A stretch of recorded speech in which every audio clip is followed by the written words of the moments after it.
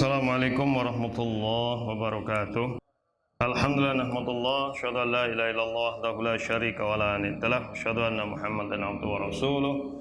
Allahumma salli wa sallim wa barik ala nabiyyina Muhammad wa ala alihi wa ashabihi ajmain. Amma ba'd, faqad qala ta'ala a'udzu billahi minasyaitonir rajim. Ya ayyuhalladzina amanu taqullaha wa qulu qawlan sadida yuslih lakum a'malakum wa yaghfir lakum dzunubakum wa may yuti'illaha wa rasulahu faqad faza fawzan 'azima. Baik, alhamdulillah kembali kita bertemu di malam Sabtu ini untuk kita lanjutkan kajian tahsin, tarjamah dan tafsir ringkas setiap maghrib sampai isya. Kemarin sampai ayat ke-6 dan sekarang kita lanjutkan ayat ke-7, 8, 9 sampai 10 insyaallah. Baik, didengarkan dulu, saya ulangi dari ayat ke-6 ya. فَلَعَلَّكَ بَاخِعٌ نَفْسَكَ عَلَى آثَارِهِمْ إِنْ لَمْ يُؤْمِنُوا بِهَذَا الْحَدِيثِ أَسَفًا. Pertemuan pertama, kedua, ketiga sudah kita bahas yang berkaitan dengan hukum bacaan itu kan pokoknya ada dua. Satu pada makhraj ya, makhrijul huruf. Bagaimana pengucapan huruf itu benar. Karena huruf Arab ini berbeda dengan huruf-huruf Latin yang biasa kita ucapkan. Ada huruf-huruf yang memang khas gitu ya. Kalau kita kan hanya ada ha. Walaupun mulut kita bisa bunyi ha, bisa ha, bisa kha. Tetapi dalam abjad Indonesia tidak ada. Maka ini yang harus kita lebih latihan ya. Latihan, nggak usah khawatir. Insya Allah belum pernah ada kasus ilat kecedit, itu belum ada. Jadi ya mungkin capek gitu. Tapi kan Rasulullah sudah memberikan motivasi bahwa mangkoro Al-Quran, barang siapa membaca Al-Quran itu wa yata'u fihi, dan terbata-bata ya karena kesulitan belajarnya, maka falahu ajroni, dia dapat 2 pahala. Tapi jangan terus bertahan supaya terbata-bata terus, biar pahalanya 2 ya. Jadi belajar ya sampai batas yang baik lah insya Allah. Jadi itu makhrajul huruf, ada makhraj yang harus kita latih gitu ya. Terutama huruf-huruf yang berdekatan makhrajnya, seperti ha, ha ya, kha ya, kemudian a, gha gitu. Kemudian ta ya sama po. Kemudian ada dal, ada zal, ada dha, ada ba. Itu kan dekat-dekat. Ada sa, sya, so, ada sa. Yang kedua, hukum-hukum bacaan. Hukum bacaan itu sebenarnya fokusnya hanya ketika ada tanwin atau ada nun sukun atau mim sukun, itu yang fokus utama. Kalau ada tanwin, nun sukun atau mim sukun, maka pasti di situ ada hukum bacaan. Mau dibaca jelas atau dibaca samar atau dimasukkan kepada huruf setelahnya. Itu aja. Ya, kemudian yang kedua adalah pada bacaan panjang atau disebut dengan mad. Ya, bacaan apa? Panjang itu. Ya, panjang itu ada yang sifatnya mengayun. Sifatnya mengayun itu tidak panjang banget, yaitu pada setiap yang setelah fathah ada alif, setelah dhammah ada wawu, setelah kasroh ada ya. Itu bacanya hanya mengayun saja, tidak begitu panjang. Ya, seperti alhamdulillahi itu. Ya, rabbil alamin, alamin itu hanya mengayun. Jadi tidak bismillahirrahmanirrahim. Jadi tidak bismillah. Wah, ini sebenarnya tidak tepat bacaannya. Memang didengar indah, tapi sebenarnya tidak tepat. Itu ya, itu. Bismillahirrahmanirrahim. Itu yang 1 alif atau 2 harokat. Ya, kemudian yang kedua ada yang bersifat jaiz. Ya, yang bersifat jaiz ini apabila dia huruf panjangnya ini terpisah dalam 2 kalimat, 2 kata. Ya, terpisah dalam apa? 2 kata. Seperti misalkan di sini kita lihat, ini alladzi anzala. Nah, maka ini boleh. Ya, jadi ini tapi harus konsisten. Boleh antara 2 alif sampai 3 alif. Kalau memang 2 alif ya 2 alif terus. Itu ya. Karena ini jaiz boleh. Mungfasil disebut mungfasil karena terpisah. Alladzi sama anzala. Alladzi kan satu kata sendiri, anzala satu kata sendiri. Gitu ya. Ya di situ itu kan mat tapi bertemu dengan hamzah yang terpisah. Jadi alladzi nah itu jadi agak panjang. Ya. Kemudian yang ketiga baru yang wajib. Ya, yang wajib ini mutasil. Dia ada dalam satu kata seperti idza jaa. Nah, itu kan jaa itu satu kata. Paham ya? Idza jaa nasrullahi wal fath. Nah, di sini ayat yang kelima coba lihat itu. Di sini di ayat keberapa? Kelima itu dilihat ada liabaihim. Nah, itu kan satu kata. Aba itu satu kata, maka ini panjangnya bisa sampai 3 alif atau 6 harokat 6 ketukan gitu ya. Baik, itu hukum bacaan itu saja sebenarnya. Jadi secara umum satu melihat kita makhrajnya berusaha latihan benar. Kedua pada hukum bacaan ini fokus pada yang nun sukun, mim sukun, tanwin. Apakah dia dibaca jelas, apakah dibaca samar, apa dimasukkan dalam huruf setelahnya. Kecuali ba. Memang ada hukum khusus itu ba sukun ketemu mim. Ya, ini kekhususan. Ba sukun ketemu mim maka banyak hilang. Ya. Jadi irkam ma'ana. Harusnya irkab ma'ana, tapi ketemu ba irkam ma'ana. Yaitu bacaan-bacaan yang gharib lah, yang gharib. Sama bacaan-bacaan gharib lainnya seperti bismillahi majreha. Ya, tertulisnya kan majroha. Nah, itu nanti baca majreha, atau bacaan-bacaan yang saktah seperti ditahan nafasnya seperti ini. Yang tadi apa? Aywaja qayyima itu kalau mau dilanjut. Tapi kan ini akhir ayat, ya sudah berhenti saja, selesai. Nah, diberhentikan saja terus mulai ayat baru qayyima itu. Lagian kalau lanjut juga nafasnya nggak kuat. Nah, tapi kalau memang kuat lanjut ya bagus. Maka bacanya dilanjutkan qayyima, ditahan nafasnya satu nafas. Ini belum saya lepas nafasnya nih. Maaf, aywaja qayyima gitu. Jadi nafasnya belum dibuang, dilanjutkan dengan qayyima. Kemudian yang terakhir apa tadi? Mad ya. Pada bacaan-bacaan panjang itu. Baik, kita ayat ke-6 ya. Tadi ala athar itu kan? Jadi pertama bakhi'un nafsaka, tanwin ketemu nun, ya kan? Berarti dimasukkan. Ya, dimasukkan. Fala'allaka bakhi'un nafsaka ala atharihim. Ala itu yang panjang, yang jaiz ya. Atha yang di ayun. Atharihim tidak atha, enggak. Ya. Yang panjang cukup yang ala atharihim illam yu'minu bihadzal hadithi asafa. Illam nun tanwi ketemu nun sukun ketemu lam. Ya, maka dimasukkan berarti tanpa dengung. Illam yu'minu tidak ini ucapnya fasih tapi kebablasan itu ya.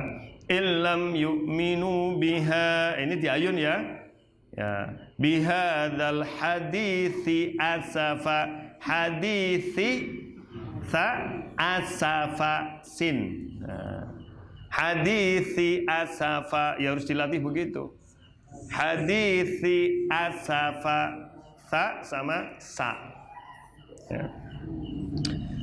Ya, baik, ikuti saya dulu. Fala'allaka bakhi'un nafsaka ala atharihim illam yu'minu bihadzal hadithi asafa.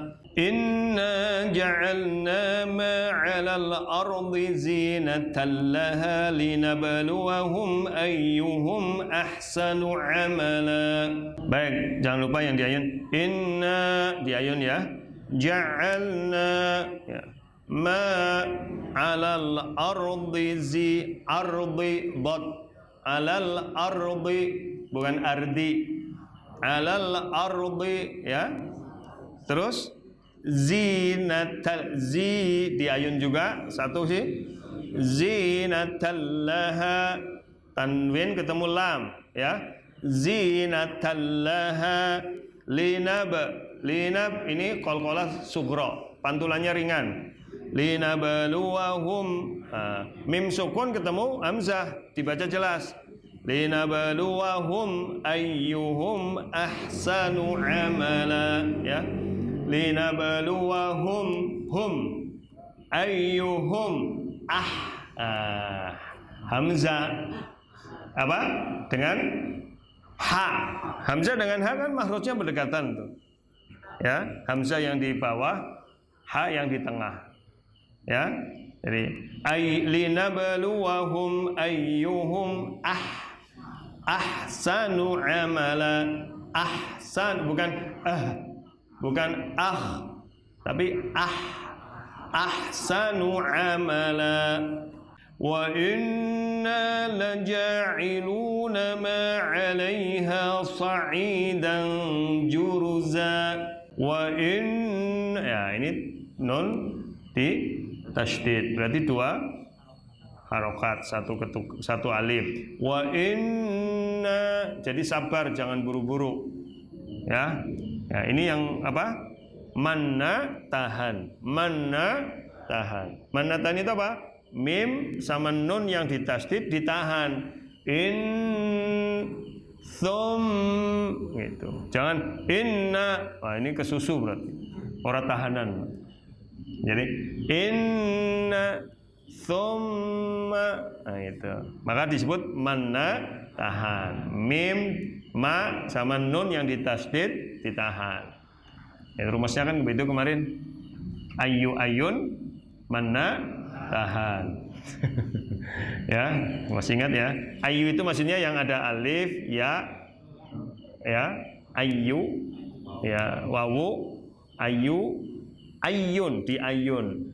Berarti kan ya, inna ja'alna itu di ayun. Terus manna tahan mim nun yang ditasdid ditahan inna laja'iluna ma 'alaiha sa'idan juruza laja'iluna ma 'alaiha ini di ayun semua ya karena cuma satu matnya cuma satu alif sad ya ain sa'ida itu yang sad ya sa'idan samarnya ini bukan mesti enggak karena ini setelah fathah tanwin apa ya berarti sudah mengerucut mulutnya membentuk huruf ja sa'idan juruza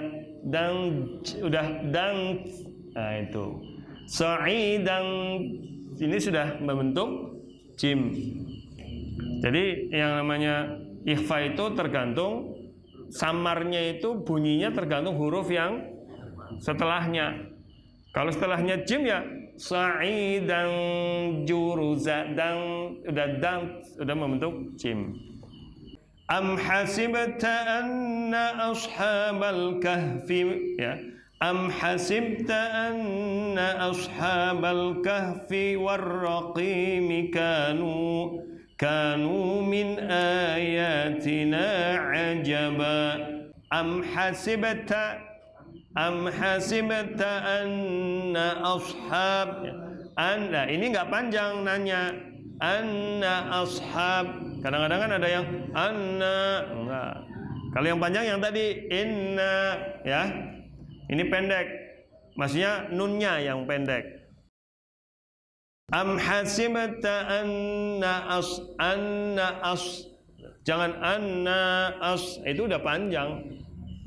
Anna ashabar ya. Anna ashabal kahfi. Jangan ragu-ragu, kah. Jangan kah. Kalau kah berarti ha. Kah. Ya. Kah. Ya.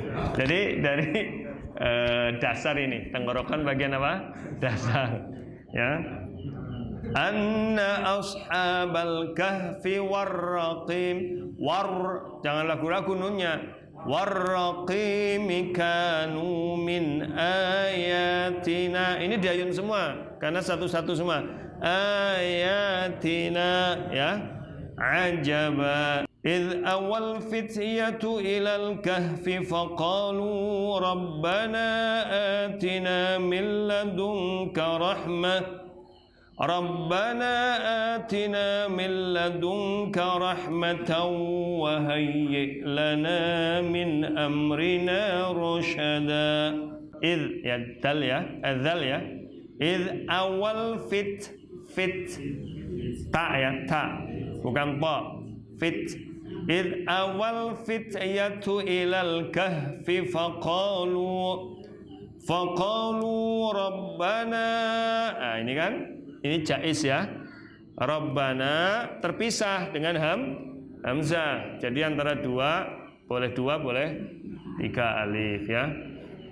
Rabbana atina min ladunka. Nah, ini baru nun ketemu kaf. Berarti memang ada min ladunka ya.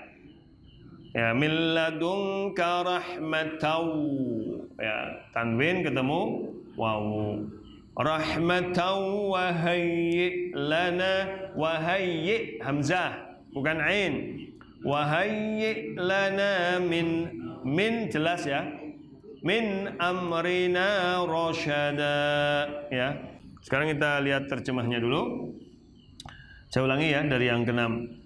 Fa maka la'alla ya, boleh jadi ka engkau Muhammad ya, bahi'un ya, apa bahi'un ya, mencelakakan ya, membinasakan, itu apa? Bahi'un. Nafsaka, nafs dirimu, ka sendiri ya. Nafs itu diri, ka kamu ya.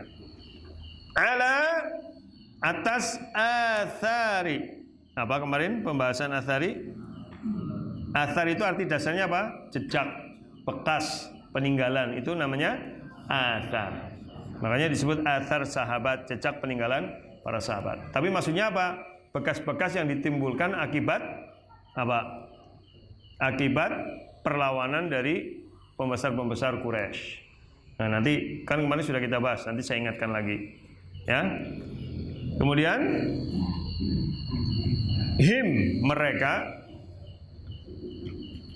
in apa? Jika lam tidak, yu'minu mereka beriman ya. Bi terhadap hadza ini al hadis, yaitu apa? Hadis ini apa? Berita. Yang dimaksud adalah Al-Quran, hadis. Asafa, engkau kecewa.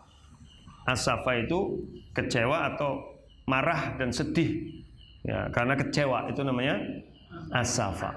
Nah, jadi terjemahan mudahnya ya, fala'allaka bakhun nafsaka ala atharim illam yu'minu bihadal hadisi asafa. Maka boleh jadi engkau ya wahai Nabi Muhammad akan membinasakan dirimu sendiri karena penolakan mereka ya. Karena apa kemarin? Karena berpalingnya mereka ya, ketika mereka tidak beriman terhadap hadis ini dan engkau menjadi kecewa dan bersedih hati. Nah, nanti kita bahas kembali tafsirnya. Inna sesungguhnya kami ya, jadi kalau panjang inna berarti sesungguhnya kami, kalau pendek inna sesungguhnya. Ja'alna telah kami jadikan, ja'alna itu kami jadikan, ja'alna ma apa-apa ala yang ada di Al-ardi, bumi, zinah. Ya, perhiasan atau indah. Zinah di sini adalah perhiasan, bukan zina. Kalau yang dosa itu zina. Kalau ini zinah, beda. Zinah itu apa? Perhiasan atau indah. La bagi bumi itu. Ya, li untuk nabluwa, kami uji. Nabluwa, kami uji, dari kata bala. Bala yablu, balaan itu menguji. Hum, mereka, ayu, yang mana, hum diantara mereka, ayu itu yang mana, hum diantara mereka, ahsanu, yang terbaik, amala, amalnya. Hasan itu baik, kalau ahsan terbaik. Nah, jadi di sini ada Pak Hasan, ada ahsan. Jadi Pak Hasan kalah karo ahsan, karena ahsan lebih baik. Ya, bukan hasan itu baik, ahsan lebih baik. Wa dan inna, sesungguhnya kami, la di sini artinya sungguh, benar-benar. Karena lanya pendek. Kalau panjang tidak. Makanya hati-hati itu kalau baca surat Al-Kafirun. La a'budu ma ta'budun. Berarti aku tidak. Karena panjang la. Tapi kalau pendek bahaya. La a'budu berarti aku sungguh-sungguh menyembah. Nah, kan dua hal yang, makanya panjang pendek itu nggak boleh main-main.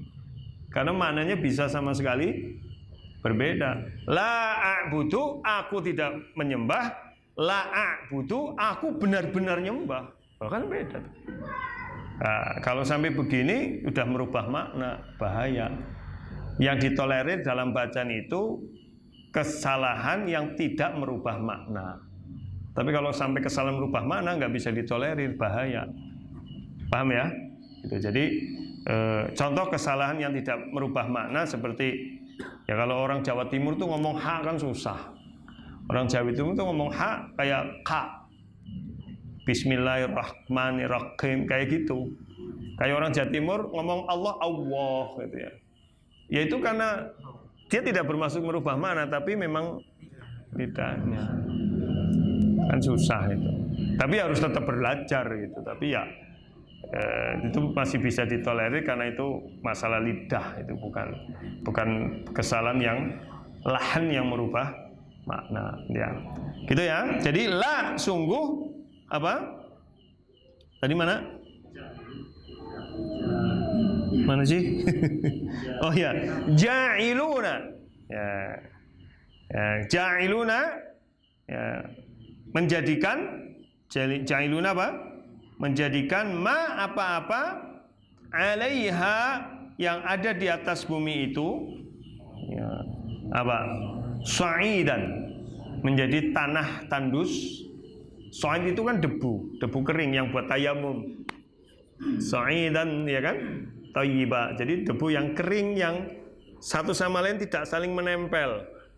Berarti sama sekali nggak ada airnya, itu namanya sa'id. Juruza, ya otomatis tandus kan, nggak bisa ditanam. Itu yang tadinya indah hijau menjadi apa? Kering tandus, itu sa'idan juruza. Itu. Gitu. Apakah hasibta, engkau mengira wahai Nabi Muhammad? Hasibta itu engkau mengira, anna bahwasanya ashab al-kahfi, gua, kemarin sudah kita bahas berkali-kali, al-kahfi itu gua besar. Kalau gua kecil apa? Ghar Hira, Ghar Thaur, itu gua kecil. Kalau kahfi itu gua besar yang dalam. Itu karena nanti dalam kisahnya itu raja, ya kalau dalam kisah Israiliyat versi Kristen itu rajanya namanya Dekianus. Dekianus ini yang raja lalim, yang dia memerintahkan semua rakyatnya wajib menyembah patung atau berhala. Dan ada remaja-remaja anak bangsawan yang tetap kekeh tidak mau, mereka dilucuti bajunya dan dengan harapan supaya masih bisa tobat menurut versi raja itu. Tapi kemudian mereka ini pergi ke sebuah lembah yang disebut dengan Ar-Raqim.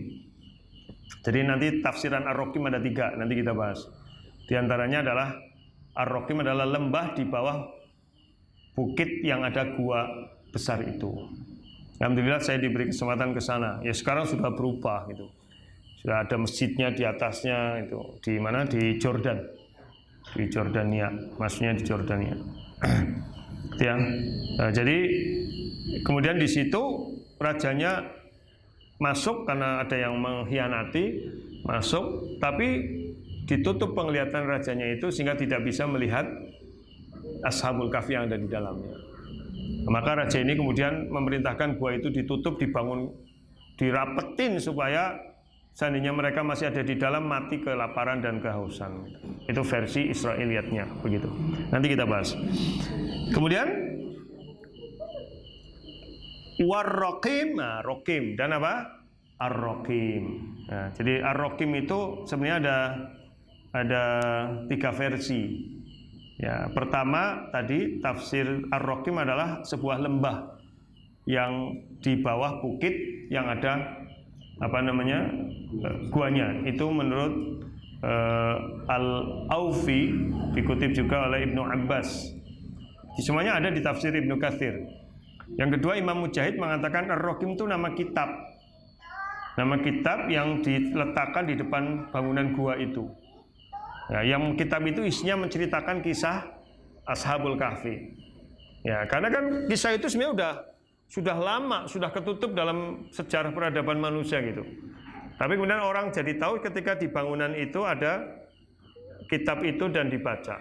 Versi ketiga bukan kitab tapi lauh tahu, prasasti. Nah, yang dengan itu kemudian orang-orang belakangan jadi tahu dan bertanya-tanya sebenarnya dulu kejadiannya gimana gitu. Dan itu menjadi salah satu yang sangat diagungkan oleh Ahlul Kitab, oleh Yahudi dan Nasrani. Maka ayat ke-7 ini, ayat ke-7, ke-8, 9 ini justru Allah membalikan fakta. Kalau bahasa kitanya, kue tok mah kecil. Sing liyane sing akeh gede-gede kok fokusnya sing tok begitu. Kalau hanya menidurkan mereka berapa? 300 tahun mah kecil, membuat manusia dari nggak ada jadi ada juga bisa kok. Gitu. Ya, jadi karena kan ini asbabun nuzulnya sudah kita bahas kan pada pertemuan yang lalu. Ini yang belum tahu bisa dibuka di Fast TV dan ada rekaman kita di situ bahwa asbabun nuzul surat Al-Kahfi apa? Ya, karena orang musyrik Mekah ini udah mulai goncang, koyah. Ya, antara ya apa sih ya? Atau wah kita udah tertekan nih. Kita cari bukti supaya ajaran Muhammad ini benar-benar sesat gitu. Nah, maka diutuslah berapa orang? Saya nggak nanya orangnya, udahlah. Berapa? 2 orang. Untuk kemana? Ke Madinah. Siapa sih nih? Lupa. 2 orang untuk menemui seorang pendeta di Madinah. Yang pendeta ini pendeta Ahlul Kitab kan, untuk nanya, ini di tempat kami ada orang namanya Muhammad gini gitu. Gimana sih? Ternyata pendeta ini juga tidak berani memutuskan. Dia justru tanya pada Muhammad itu 3 pertanyaan, gitu kan? 1 tentang kisah ya Ashabul Kahfi itu, orang-orang yang pemuda yang berada di gua. Kedua tentang Zulkarnain, orang pemuda kuat yang ini. Yang ketiga tentang Ruh. Artinya kalau bisa jawab benar, berarti itu Nabi beneran. Itu ternyata datang ke Nabi Muhammad ditanya itu sampai 15 hari gak turun ayat.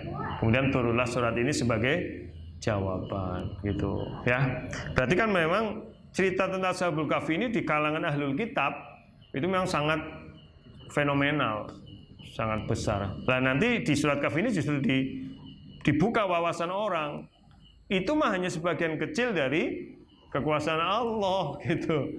Jadi kalau hanya itu mah ya kecil gitu maksudnya. Banyak kisah-kisah dalam Al-Quran nanti yang lebih besar lagi. Ya.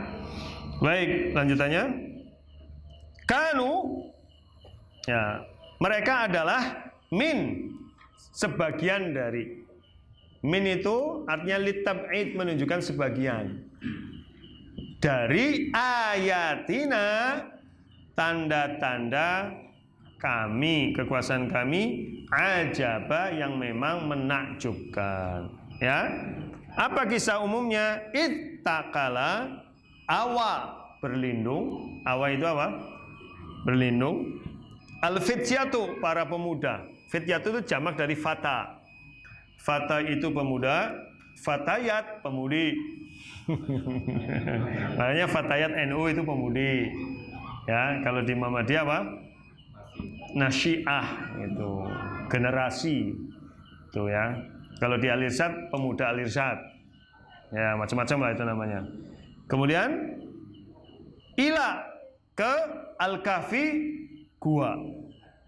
Faqalu, maka para pemuda itu berdoa, Rabbana, wahai Rabb kami, atina, berikanlah kepada kami, min, dari ladungka, sisimu, rahmat, wa, dan hayyi. Ya, hayyi itu apa?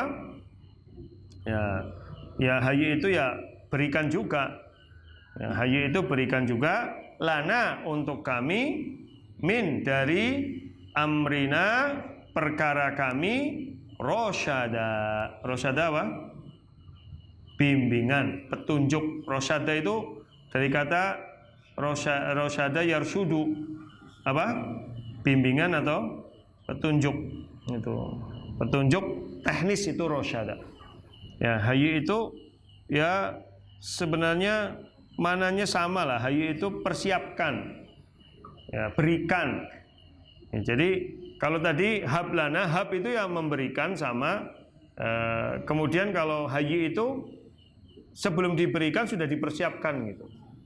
Jadi minta untuk disiapkan. Kalau kami nanti dapat masalah, siapkan solusinya ya Allah gitu. Itu hayyi lana min amrina apa? Rosyada. Gitu. Ya, ini doa yang kemudian disunahkan dibaca ketika kita berada dalam kesulitan. Banyak masalah ya doanya Rabbana hablana min azwajina. Salah. Malah min azwajina baik. Ini salahan yang disengaja. Rabbana hablana min ladunka rahmah wa hayyi' lana min amrina rasyada. Baik, kita melihat tafsir ringkasnya dulu walaupun tidak bisa semua 5 ayat terakhir. Jadi saya ulangi, surat ini kan sebagai jawaban atas pertanyaan dari titipan dari pendeta di Madinah itu, ya, tentang 3 hal, dan diawali surat ini dengan Allah memuji dirinya sendiri, ya, Allah memuji diri sendiri, kemudian menjelaskan bahwa Al-Quran ini lurus, tidak ada kebegokan, menjelaskan sejarah-sejarah yang terjadi umat-umat tersebelumnya. Saya sudah pernah sampaikan Al-Quran isinya 3 ya, amang-amang, iming-iming, omong-omong. Awamir, nawahi, irsyadat. Nah, awamir itu perintah, di balik perintah ada iming-iming, pahala. Nawahi itu larangan, di balik larangan ada dosa. Dan omong-omong itu kisah-kisah, pelajaran-pelajaran, petunjuk-petunjuk yang sangat banyak di dalamnya. Sebagian besar pelajaran-pelajaran itu berbentuk apa? Kisah. Kisah-kisah tentang umat yang terdahulu. Dan kisah-kisah ini sudah banyak didistorsi juga. Makanya disebut nanti kisah Israiliyat. Kisah Israiliyat ini kisah yang dibuat-buat oleh pendeta Yahudi dan Nasrani. Dan di situ banyak tidak benarnya. Dan banyak buku-buku tafsir yang mengungkap kisah-kisah Israiliyat itu yang sumbernya dari mereka. Nah, maka Al-Quran ini menjelaskan sejatinya kisah yang benar. Nah, dengan ini juga kan saya pernah sampaikan Al-Quran ini kan mukjizatnya Nabi Muhammad untuk diantaranya menguatkan kenabian beliau. Ya, jadi kalau nabi-nabi sebelumnya untuk menguatkan kenabiannya dengan apa? Mukjizat hissi. Ingat ya? Mukjizat apa? Hissi, indrawi.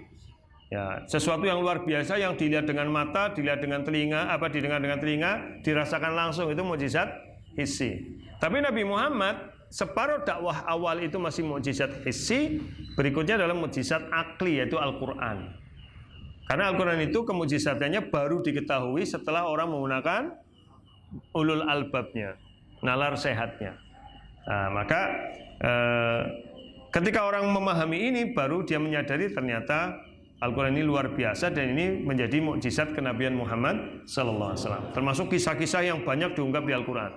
Bahkan di negara-negara barat, Al-Quran menjadi salah satu petunjuk untuk arkeolog-arkeolog itu, sejarawan-sejarawan, untuk membuka rahasia-rahasia. Karena satu persatu rahasia-rahasia itu terbuka di dalam Al-Quran. Gitu ya. Maka ini pesan dari ayat 1, ayat 2 sebenarnya seperti itu. Dan di dalam Al-Quran ada dua, ada yang bersifat apa? Ba'san syadida, untuk memperingatkan itu. Ada juga yang basyiro. Jadi ada nadhiro, ada basyiro. Jadi memang ada yang bersifat punishment untuk supaya kita hati-hati tidak sembarangan. Ada juga yang bersifat motivasi, basyir. Nah, dan bagi yang mengikuti petunjuk kebenaran, dia akan mendapatkan apa? Kebaikan yang surga di dalamnya makithina fihi abada. Nah, kemudian ayat berikutnya menjelaskan apa? Al-Quran ini juga mengingatkan tentang orang-orang yang melakukan dosa terbesar di alam dunia ini, yaitu menyekutukan Allah, menyamakan Allah dengan manusia dengan memiliki anak. Sudah kita bahas pada pertemuan yang lalu. Dan yang dituju di ayat ini memang waktu itu adalah siapa? Orang musyrik Mekah. Tetapi secara umum ayat ini bertujuan untuk menyindir 3 kelompok. Satu siapa? Orang musyrik Mekah, ya, yang mengatakan malaikat anak Allah. Sudah kita bahas. Surat apa? Mesti cek lah semua. Yang kedua, orang Nasrani yang mengatakan Isa anak Allah. Yang ketiga, Yahudi yang mengatakan Uzair anak Allah. Surat apa? At-Taubah ayat 30. Yang Maryam ayat berapa? 89 itu secara khusus yang membahas tentang apa? Membuat gunung-gunung tata surya retak, langit pecah gara-gara ucapan manusia yang mengatakan Allah memiliki anak. Ya, maka disindir dengan keras di ayat ini. Karena ayat ini sebenarnya nyindir juga kepada pendeta Yahudi itu. Ya kan? Kalau berani-beraninya dia nanya seperti itu, ngecek kenabian Muhammad, engko ben gawe dosa sing gede banget kok. Paham enggak? Paham enggak? Iya, ini kan sindiran keras, memberi peringatan kepada orang-orang yang mengatakan Allah telah menjadikan seorang anak. Dan itu ternyata keyakinannya dasarnya tanpa ilmu, sudah kita bahas kemarin. Berawal dari kisah-kisah, jadi legend yang tidak ada dasarnya sama sekali, herannya diyakini menjadi sebuah doktrin keagamaan. Dan itu hampir ada di semua agama tentang bahwa naudzubillah Allah memiliki anak. Naudzubillah, subhanallah. Begitu. Nah, kemudian yang keenam. Nah, sudah. Itu kemarin kan kelima ya, ringkasannya seperti itu. Yang keenam apa? Hal itu ternyata sangat membuat Nabi Muhammad apa? Sedih. Ya. Kesedihan beliau itu kenapa? Dan nanti kan dibuka itu di ayat 20-an. Beliau itu sangat pede, ya. Kemarin sudah saya sampaikan, dan ini kan pelajaran bagi seluruh umat manusia. Allah memang sengaja membuat skenario seperti itu. Nabi Muhammad tidak mengucapkan insya Allah. Besok suratnya turun. Ternyata sampai 15 hari nggak turun. Dan selama 15 hari ini sudah terjadi pergolakan. Sampai tokoh-tokoh musyrikin Mekah berkumpul. Siapa aja di antara tokohnya? Siapa aja? Sebutkan 3 nama saja. Nggak usah banyak-banyak. 1, Abu Jahal bin Hisham. 2, Al-Buhturi. 3, bukan. 3, Al-Aswad. Apa? Al-Aswad bin Muttalib. Masih banyak lagi nama-namanya. Jangan kelalen kabeh ya Allah. Ini kepriwe iki nek kon jeneng artis mah apal kabeh. Ya, baik. Mereka berkumpul secara terbuka di hadapan orang Quraisy dan melakukan perlawanan kepada Nabi Muhammad.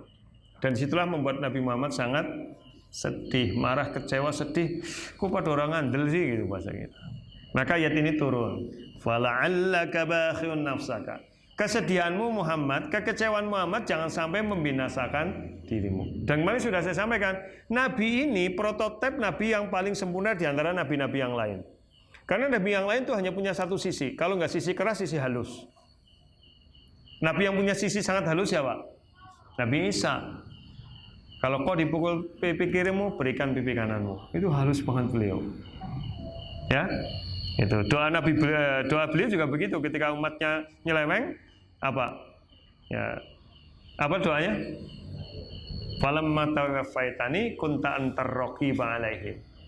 Ketika engkau sudah mewafatkanku, ya Allah, engkau menjadi yang menyaksikan mereka. Ya, urusannya saya serahkan ke engkau. Gitu loh. Kalau mereka menyeleweng, saya serahkan ke engkau. Lembut banget tuh Nabi Isa. Sisi keras Nabi siapa? Musa. Keras itu. Nabi Ibrahim punya sisi keras, sisi lembut, tapi tidak seperti Nabi Muhammad. Sisi kerasnya Nabi Ibrahim, berhala dihancurin semua tuh. Dikalungi, kampak. Nah, itu kan. Nabi Musa sisi kerasnya pukul tek modar itu satu orang. Sekali pukul hancur. Mati kan? Itulah Nabi Muhammad punya dua sisi. Sisi kelembah lembutan yang sangat luar biasa. Laqad ja'akum rasulun min anfusikum azizun 'alaihi ma 'anittum harisun 'alaikum bil mu'minina raufur rahim. Sungguh telah datang seorang utusan dari dirimu sendiri. Azizun 'alaihi ma 'anittum, sangat terasa berat olehnya penderitaanmu. Jadi Nabi Muhammad punya sifat sangat kepedulian yang sangat tinggi terhadap umat manusia, tidak hanya umat Islam, umat manusia di awal dakwah. Karena beliau belum memilah itu. Beliau dakwah umum untuk semuanya diajak. Maka ketika ada yang menolak, bukan beliau itu marah kecewanya bukan apa-apa, tapi marah kecewa itu kowe tak nih petunjuk kok coba orang gelem ya Allah gitu loh. Paham gak sih? Bukan marah kecewa nyukuri. Ya, kayak kita kalau ngomongi anak kita marah kecewa bukan untuk menjatuhkan anak kita kan? Tapi maksudnya kowe orang manut temen sih, kan gua kowe dewek gitu loh. Beda nek ngomongi wong ya, orang manut ya wis karepmu lah. Susah-susahmu. Nah, itu kan wong liya. Nah, Nabi itu nggak begitu karena sudah dianggap semuanya itu melekat dalam kecintaan Rasulullah SAW ini. Kemudian apa? Harisun alaikum. Apa harisun alaikum? Wih, jangan untuk disit ke. Harisun alaikum. Nah, sangat menginginkan kalian untuk masuk Islam, untuk menerima kebenaran. Bil mu'minina raufur rahim. Terhadap orang yang beriman sangat tambah rauf, tambah rahim lagi. Ini persoalannya di situ. Jadi kesedihan Nabi Muhammad ini ketika ada orang menolak, bukan kesedihan, kemarahan, kekecewaan yang sifatnya itu kemudian mangkel sama mereka, tapi enggak, kecewa, kamu diomongi baik kok enggak gelem ya Allah, kamu sayang sekali gitu loh. Dan itu sampai membuat Nabi sedih. Tadi kan saya baca di rakaat kedua waktu salat maghrib, afatat mauna ayyuminu, ya kan? Lakum wa qad kana fariqum minhum yasmauna kalimat. Apakah engkau Nabi Muhammad sangat menginginkan mereka beriman padamu? Nabi itu sangat banget. Tapi kan orang beda-beda jalan hidupnya masing-masing. Maka Allah jelaskan juga di Al-Baqarah 272 itu, laisa 'alaika hudahum walakinnallaha yahdi may yasha. Al-Baqarah ayat berapa? 272. Tidak ada kewajibanmu wahai Nabi Muhammad membuka hati mereka. Kewajibanmu hanya menyampaikan risalah. Yang membuka itu urusan Allah. Dan Allah sebenarnya sudah memancing-mancing itu. Tapi hati orang itu sengaja nggak dia buka sendiri.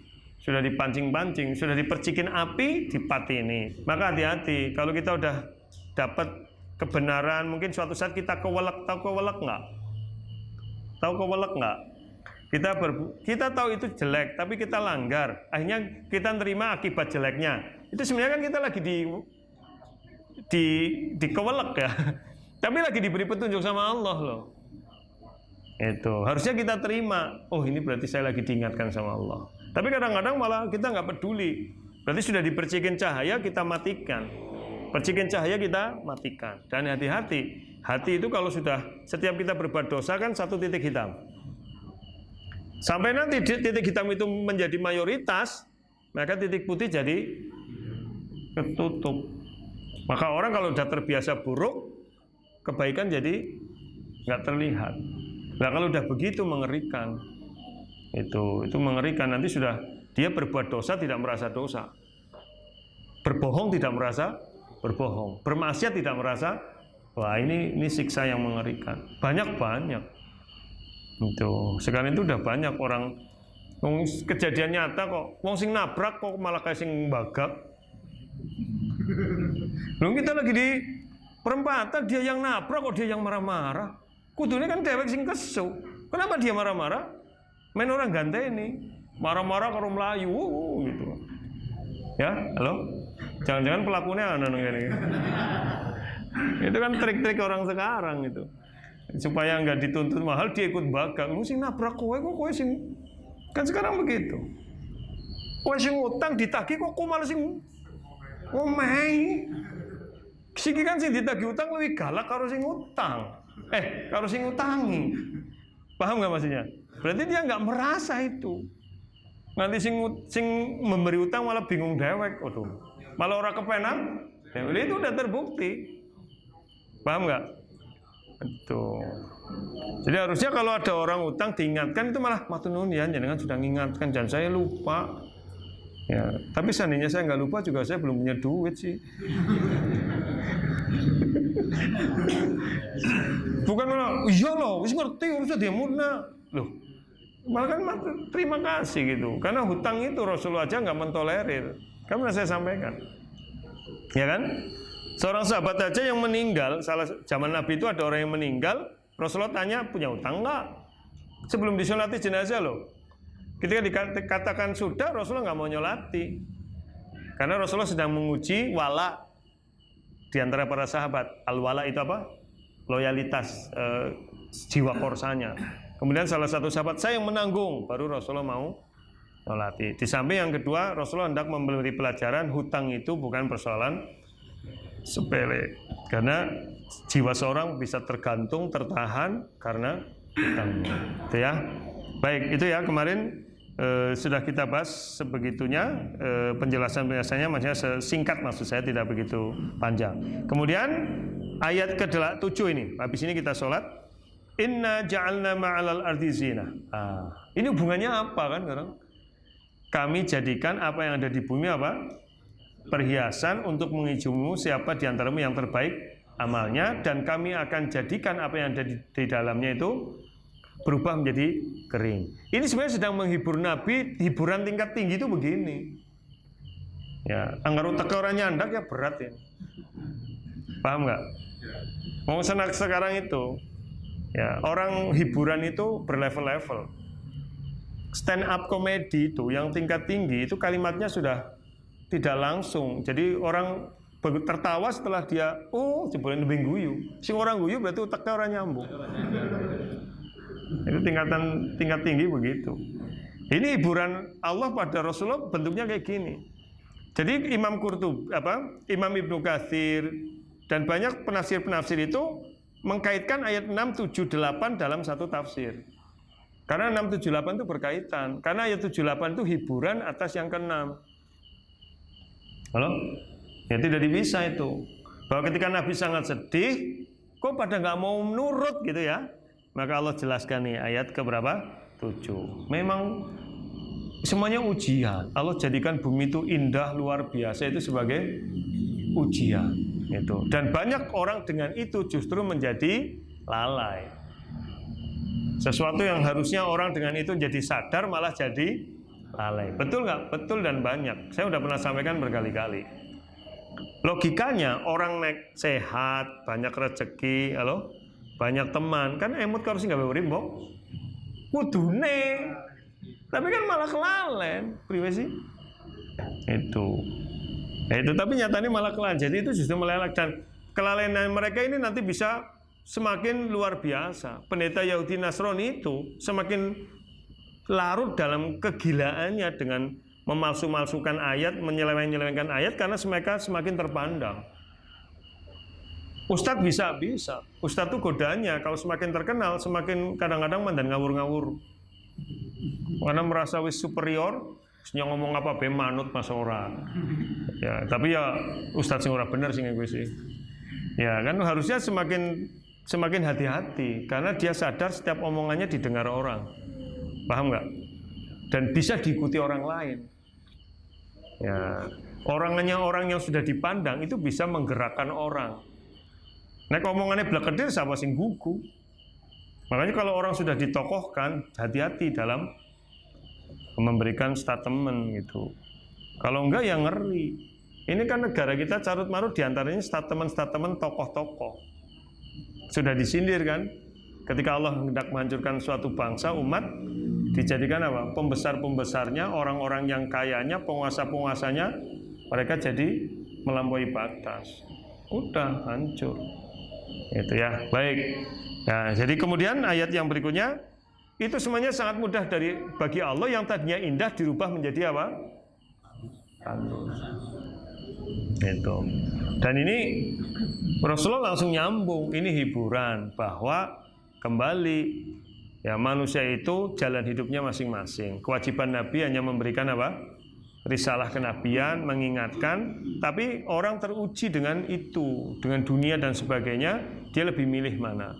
Apakah tergoda dengan yang pendek, yang dekat, walal akhiratu khairul laka minal ula, itu kan padahal akhirat lebih baik. Dalam hadis Muslim dari Abu Sa'id Al-Khudri, Rasulullah SAW pernah sudah mengingatkan itu. Inna dunya khulwatun khatiratun. Dunia itu lezat, indah, hijau. Wa inna Allah mustakhlifukum fiha. Allah menjadikan wahai manusia bisa menguasainya. Jadi Allah sudah menjadikan bumi seisinya ini penguasanya siapa? Manusia, silakan dikelola. Tapi fayanzuru kaifa ta'malun. Allah akan melihat apa yang kalian kerjakan dengan dunia itu. Itu. Fattaqud dunya. Takutlah kalian kepada Allah atas perkara dunia itu, karena dunia itu bisa menyelewengkan segalanya. Dan kita sudah tahu di antara penyelewengannya ahlul kitab itu, Yahudi adalah dia rela menyelewengkan ayat demi harta, menyelewengkan ajaran demi kedudukan. Yashtaruna bi ayatillahi tsamanan qalila itu. Ya, sehingga kemudian banyak yang tergelincir karena urusan-urusan dunianya itu. Jadi maka Rasulullah SAW mengatakan fattaqud dunya. Bahkan dalam hadis lain dikatakan inna likulli ummatin fitnah wa fitnatul ummati al-mal atau ad-dunya. Setiap umat itu ada ujiannya, tapi ujian terberat dari umatku nanti kata Rasulullah adalah dunia atau harta. Jadi ujian terberat umat Islam apa? Dunia, harta. Mengerikan itu. Ya, dan itu banyak orang yang kemudian gagal dalam ujian itu. Baik ya, cukup dulu karena waktu, nanti kita lanjutkan Jumat depan insyaallah. Baik, kita akhiri Rabbana fanfa'na bima 'allamtana subhanakallahumma bihamdika asyhadu an la ilaha illa anta astaghfiruka wa atubu ilaik. Assalamualaikum warahmatullahi wabarakatuh.